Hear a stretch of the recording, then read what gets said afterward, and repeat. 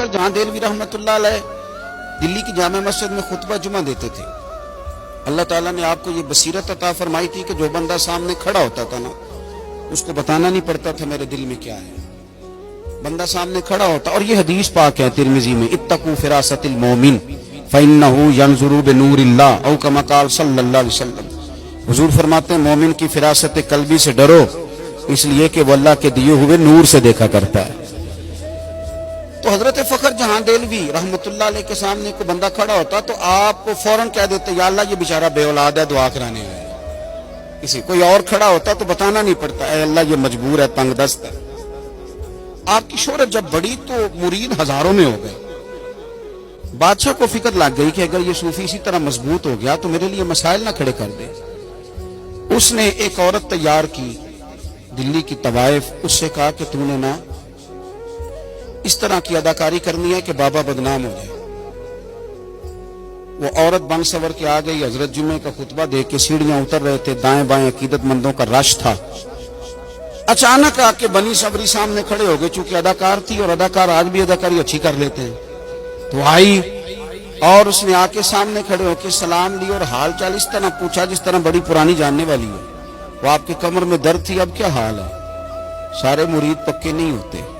شاہ جی بیٹھے، میں کیا عرض کروں، کچھ کچے پکے بھی ہوتے ہیں، کچھ کا اپنا اپنا رنگ بھی ہوتا ہے. وہ میرا مطلب ہے خواجہ نظام الدین محبوب الہی کے پاس ایک بندہ ہے نا، میں نے فلانی جگہ مرید تھا، آپ کا مرید ہونا ہے. تو آپ فرمانے لگے وہاں کیا غلطی آ گئی؟ کہنے لگا جی بس وہ کامل نہیں. فرمانے لگے تجھے کیسے پتا چل گیا؟ یہ تو کسی کامل کو ہی پتا چلتا ہے، تو نے تو دعویٰ کر دیا ہے. کہنے لگا، فرمانے لگے کچھ شرعی قباحت ہے تو بتا، ورنہ تو اللہ کی رضا کے لیے وہی نوکری کر، اللہ تجھے وہیں سے برکت عطا فرما دے.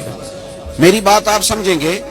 وہ بہت سارے مرید دائیں بائیں تھے، وہ بیچارے پریشان ہو گئے کہ پتہ نہیں اب یہ کیا معاملہ ہے. اور یاد رکھیں، جس کے پاس دولت نہ ہو وہ کمزور نہیں ہوتا، اور جس کا یقین کمزور ہو وہ بڑا کمزور ہوتا ہے. آج کل ہمارے نوجوان بیچارے سہمے ہوئے، ڈرے ہوئے، پتہ نہیں کیا ٹھیک ہے کیا نہیں ٹھیک. یہ کچی پکی باتیں یہ آپ کو کمزور کر دیں. حضرت فخر جہاں دہلوی کے ساتھ جب وہ عورت بات چیت کر رہی تھی نا، بہت سارے مرید پریشان تھے کہ یہ کیا ماجرا ہے. پھر اس نے نا بڑی سخت وار کیا، بڑی ڈاڈی اداکاری کی. جیب سے کچھ پیسے نکال کے کہنے لگی حضور وہ رات آپ آئے تھے نا معاذ اللہ طوائف ہے، تو آپ کھوٹے سکے ہی دے گئے. دکان پہ گئی ہوں تو دکاندار نے لیے نہیں، اگر مجبوری نہ ہوتی تو میں اس وقت نہ آتی. وہ مرید بڑے پریشان ہیں کہ ہم نے تو کبھی پوچھا نہیں بابا تو رات کو کہاں ہوتا ہے.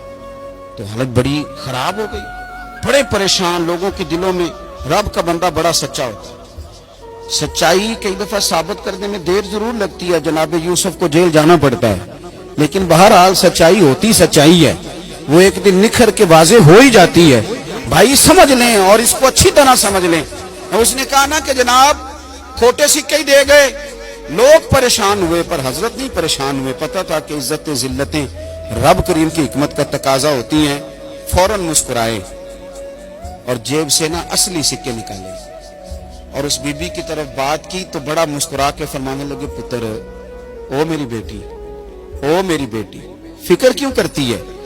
تو کھوٹے سکے دے جا، اصلی والے لے جا، اور دوبارہ ضرورت پڑے نا تو آ جانا. فخر جہاں کا دروازہ تجھے کھلا ہوا ملے گا.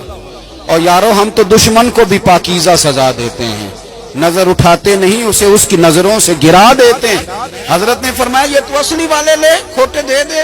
اور پھر چھوڑ دیا اسے وہ جہاں تھی. تیزی سے سیڑھیاں نیچے اترے.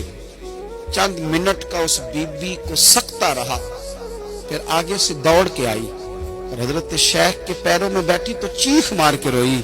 کہنے لگی او دلی کے درویش، تو کس مٹی کستوری اور سندل کا بنا ہوا ہے؟ میں وہ بی بی ہوں، اس شہر میں نہ کبھی کسی نے بیٹی سمجھا، نہ بہن سمجھا، نہ ماں سمجھا. جس نے دیکھا گندی نظر سے دیکھا، اور میں تجھے بدنام کرنے آئی تھی اور تو نے مجھے لتھڑی ہوئی کوئی بیٹی بنا لیا ہے. اب میں لوگوں کو بتاؤں گی فخر جہاں کی بیٹی کس طرح کی ہوتی ہے. چہرے پہ نقاب ڈال کے کہنے لگی دلی والوں، آج کے بعد میرے گھر آنا تو طوائف کا کوٹھا سمجھ کے نہ آنا. درویش کی نظر پڑ گئی ہے، اب میں نے اسے مسجد بنا دیا ہے. قیامت تک میرے گھر سے محمد عربی کے نام کی اذانیں پڑھی جائیں گی.